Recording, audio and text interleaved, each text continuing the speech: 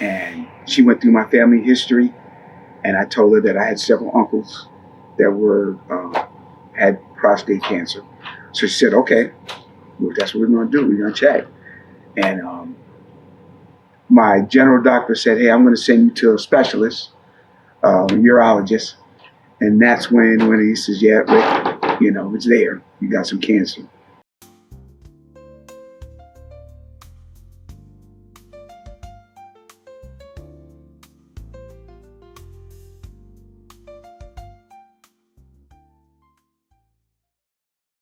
I felt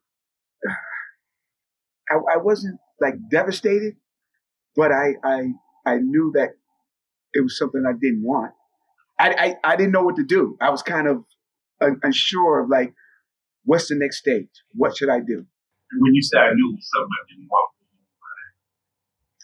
I didn't want, I didn't want to go through what I heard what other people went through when they got the prostate cancer. It was something that I didn't. I guess didn't want to go through the procedures that I heard other people had to go through. For one thing, um, the the uh, the process of being continent, uh, wearing diapers for periods of time, uh, losing control of your bladder, um, and as men, um, losing your manhood, that fear of not being able to perform sexually. To be honest with you, definitely didn't want to lose that. So that was my main concern.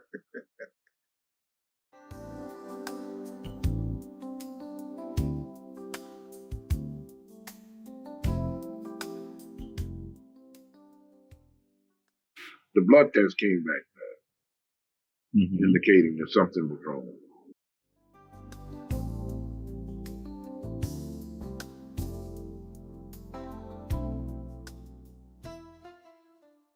And every year the VA gives me twice a year to give you a blood test, and I go to a specialist once a year.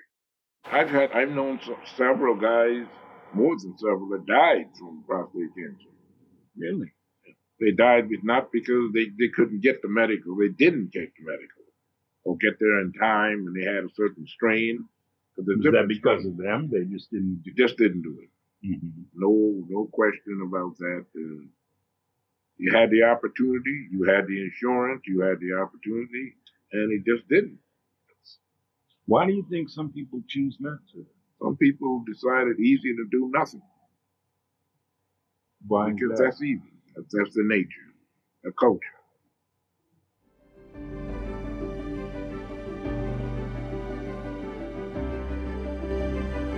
Well, going back to the very beginning of our situation, when his PSA test was high, he had all the other tests done, and then they determined that he did have it.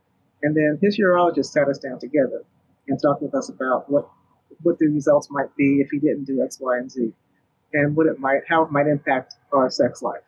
And asked me what I thought, and I said, I'm going to be alive. I don't care. Just make him, whatever you do, make him still be alive. And so when you get to that point and go through the whole process, I mean, prostate cancer is the kind of cancer you can survive.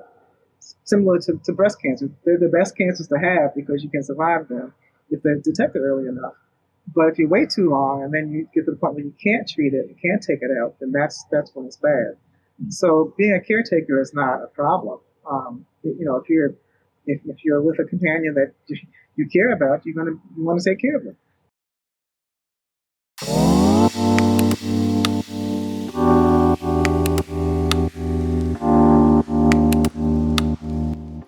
Oh, I consider myself blessed.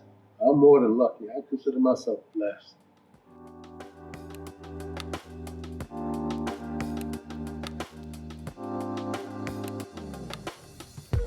I think that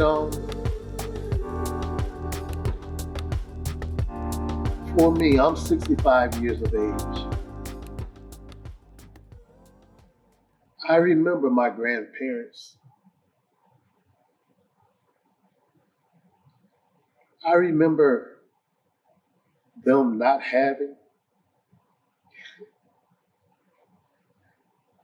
the type of resources that we have now,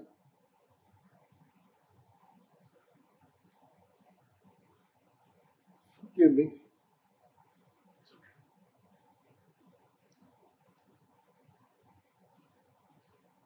and I often think about my kids, my grandkids, and making sure that I be very boisterous about this so that they will be willing to seek out as well as share what's going on with them and advocate for better for a better system. I think a lot of times we are our own worst enemy because we allow our prejudice to um, keep us from seeking out the information that we need. And we don't get involved with testing. We don't get involved with research. And the research get done, but is it being done for a particular culture, for a particular group? You know, we can generalize medicine. However, we're not all exactly the same and built the same, and we have different eating habits and different um, health issues, and we need to be able to make sure that we get the proper information for our particular situation. Diet is important. You know, you can no longer continue to eat things that feed cancer.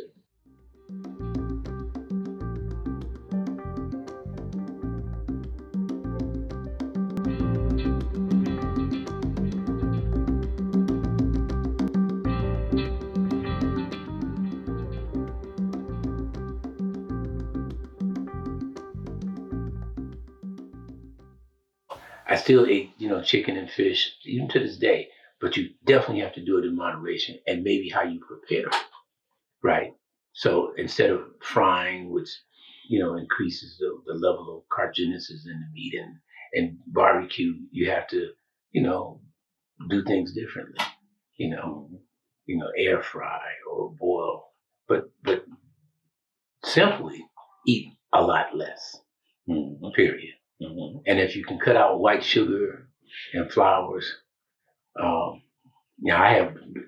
have drastically do that. I try not to eat a lot of sugar, but I still like lemonade, for example. But I can't do it nowhere near like I used to in the past. Now dairy is, with the exception of every now and then some ice cream, and mainly I don't eat ice cream. I do sherbet, right? Dairy, done, right? Now I will put some butter on popcorn, but I have my monitor who tells me, stays in my ear. And your monitor? It's Karen. Your wife? Right, my wife. She's your monitor. Yeah, she keeps, and by the mere fact that she eats a lot healthier, it helps me eat healthy because she doesn't eat meat.